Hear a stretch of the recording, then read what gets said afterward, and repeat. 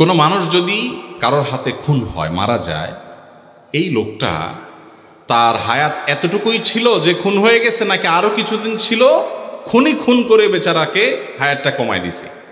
এর উত্তর হলো তার হায়াত অতদিনই ছিল, তার হায়াত অতদিনই ছিল। এখন প্রশ্ন হবে, তাহলে খুনির দোষটা কি? তার হায়াত শেষ হয়ে গেছে, তার দুনিয়া থেকে যাইতে সে আরো সহযোগিতা না করলো, টাইম তো শেষ, তার তো যাইতেই হবে। তাহলে তারে খুন করে তার টাইম অনুযায়ী যাওয়ার পথটা সুগম করে দিছে, এমন কি দোষ করছে সে? ব্যাপারটা এরকম হয় না। দীর্ঘ আলোচনা করার সুযোগ নাই, শুধু এটুকু বলি, খুনিকে আল্লাহ রাব্বুল আলামিন শাস্তি দিবেন এই জন্য যে তার হায়াত শেষ না শুরু এটা নিয়ে তো তোমার দায়িত্ব নেই। তোমার কোনো দায়িত্ব, তোমার তো আল্লাহ মালাকুল মউত বানায় নাই, বানাইছে? তুমি অন্য মানুষের হক রক্ষা করবে, কারোর জীবন যেন বিপন্ন না হয় সেই জন্য দায়িত্বশীল থাকবে। তুমি সেটা করো নাই, তোমার নিজের রাগের মাথায় হোক, ক্ষোভের মাথায় হোক, যেভাবে হোক পাপের পথ, নিষিদ্ধ পথ তুমি গিয়েছ, সেজন্য তোমার শাস্তি হবে। আর ওই ব্যক্তির যে মৃত্যু হয়েছে সেই মৃত্যুটা সময় মতো হয়েছে কিনা, আর সে বাঁচত কিনা, এ বিষয়ে বলতে গিয়ে একটা হাদিস বলছিলাম। ইবনে তাইমিয়া রাহিমাহুল্লাহ হাদিসটি উল্লেখ করেছেন যে মানুষের তাকদীরকে আল্লাহ রাব্বুল আলামিন দুই প্রকার রেখেছেন, একটা মোবরাম, গায়রে মোবরাম, আর একটা চূড়ান্ত, একটা অচূড়ান্ত। একটা ধরুন ফর এক্সাম্পল, একজন মানুষের হায়াত হবে 60 বছর চূড়ান্ত, এইটুক সে পাবেই।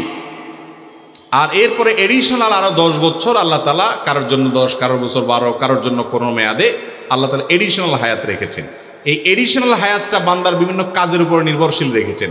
এর অসুখ হবে, অসুখ হওয়ার পরে সে যদি গাড়ি আনে, এনে যদি ডাক্তারের কাছে টাইম মতো নিতে পারে হাসপাতালে, তাহলে সে আরো এত বছর বাঁচবে। যদি না পারে, এর মধ্যে শেষ, এই বিপদটা আসবে।